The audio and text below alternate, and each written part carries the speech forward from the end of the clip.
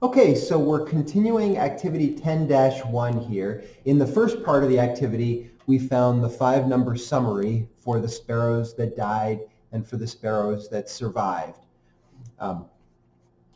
So you can review that video if you're not sure where those numbers came from, or if you want to look at the data sets again. Okay, but once we have the 5-number summary, what we can do is we can compare the data sets, right? So part E of the activity asks us to, whether there's evidence that one group of sparrows tended to be longer than the other, okay?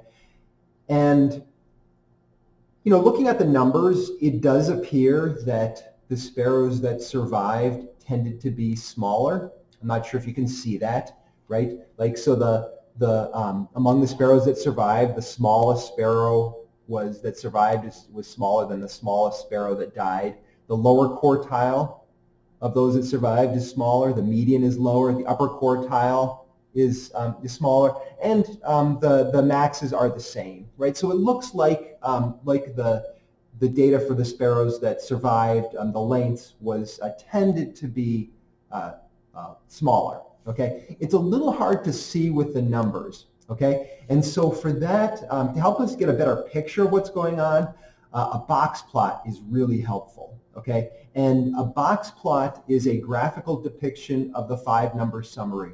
It contains exactly the same information, no more information, no less information. Okay, so let's see how that box plot works. All right, so I'm going to switch cameras. Okay, and there's our data. Okay, and then there is a box plot for the sparrows that died. Okay, and if you notice, okay, all 5 of our numbers for the 5-number summary are included. Right, the box plot begins with a whisker. Okay, and the whisker begins at the minimum value. There it is, the 156.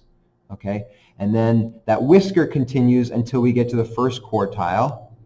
And there it is, that's our 161, okay? And then we begin our box, and then we have our box. And the box, the first half of the box takes us to the median, and our median was 162, okay? And then our upper portion of our box takes us to our upper quartile, the 163.5, right there, okay?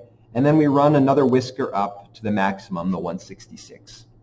Okay, so the first whisker contains roughly 25% of the data, right? Because it takes us to the lower quartile. The whole box contains the middle 50% of the data, and the first part of the box contains about 25% of the data, and the second half another 25%, and then that upper whisker contains about 25% of the data. Okay, but it's a nice way to depict. All right, let's draw the box plot for the sparrows that survived. Okay, so our minimum is 153. Okay, so that's where I'm going to start. My lower quartile is 158. So that's where I'm going to begin my box.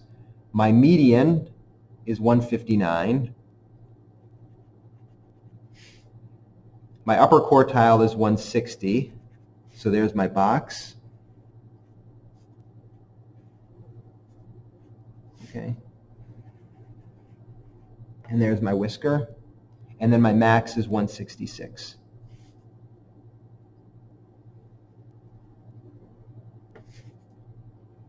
Okay. So there's the box plot. It's a little crooked. Sorry about that. It's a little hard to write it here. That's a little better. Okay. So there's my box plot for the sparrows that survived, right? And now you can really see the comparison. Right? So you can see that fully 50%, the middle 50% of the sparrows that survived, and the lowest 25%, all those are below the first quartile for the sparrows that died. Right? You can really see the tendency for the smaller sparrows to be more likely to survive than the larger sparrows. Or let me say that slightly differently. Okay, there's a tendency for the sparrows that survived to be smaller than the sparrows that died, right? And that's our box plot.